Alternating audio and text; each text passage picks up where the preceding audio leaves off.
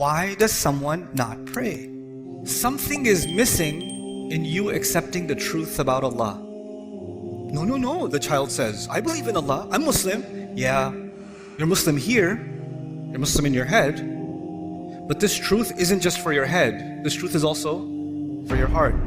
Something is, you're not feeling how true this is yet. You're not feeling how serious this is yet. You don't realize what it is. Sometimes you know something, but you don't think about it. It's true.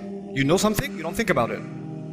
And so, because that's missing, that's why it becomes easy for me to miss prayers sometimes and you to miss prayers sometimes.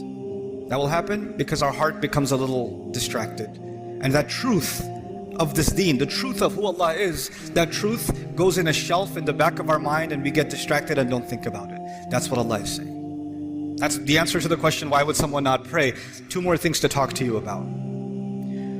One of them is, what's the purpose of praying? Like, what's the point? Because you might think the purpose of praying is so you don't burn in hell. The purpose of prayer is because if you don't pray, Allah is going to hate you. The purpose of prayer is if you don't pray, you're just going to get punished. Or you won't even be a Muslim anymore. The angels will curse you and all this negative stuff. Allah didn't mention those purposes. The purpose of prayer is not to get away from something negative. The purpose of prayer is to run towards something positive. That's the purpose of prayer. Do you know the difference between the student who's studying so they don't fail and the student who's studying because they love the subject? One student is studying because of something positive. The other student is studying because they're trying to escape something negative. An employee who loves their work and an employee who just doesn't want to get fired.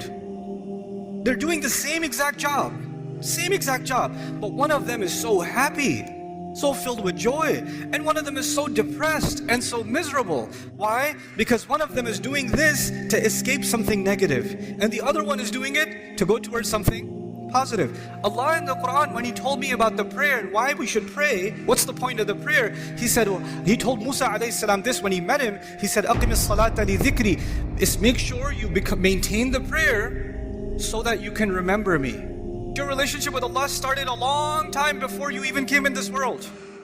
And your relationship will continue with Him a long time after you even leave this world. And that relationship is worth remembering because every good thing that comes to you comes from that relationship. So if you want all the positive things to stay in your life, you must remember where all of the khair comes from, all of the ni'mah comes from, all of the rizq comes from, all of the guidance comes from. So Allah says the best way you can remember that is that you remember Allah by prayer. The best way to remember Allah is the prayer. أَقِمِ الصَّلَاةَ لِذِكْرِ. That's why you should pray. And finally, okay, that's why you should do it. But just because you're doing it for the right reasons, that's not Allah says that's not enough. There's some benefits too. There's some good things will come your way when you truly remember Allah. When you truly remember Allah the way He wants you to. And the way He wants you to is these prayers. If you can do this, Allah says, إِنَّ الصَّلَاةَ تَنْهَى عَنِ الْفَحْشَاءِ وَالْمُنْكَرِ. And even in this ayah, وَلَذِكْرُ اللَّهِ أَكْبَرُ. He says prayer has the benefit of stopping you from falling into things that are indecent. Indecencies on your device, indecencies at your school, indecencies among your friends, indecencies at an Eid party when you're going a corner talking to your friends. Indecency will be everywhere.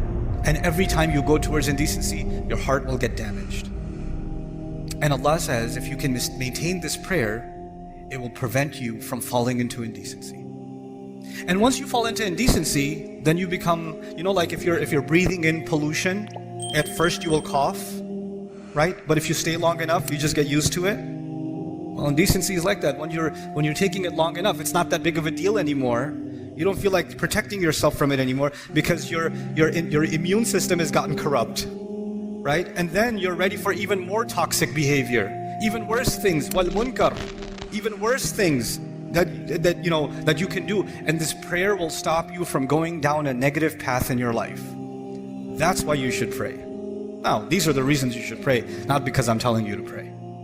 At the end of this whole journey, the decision is entirely yours.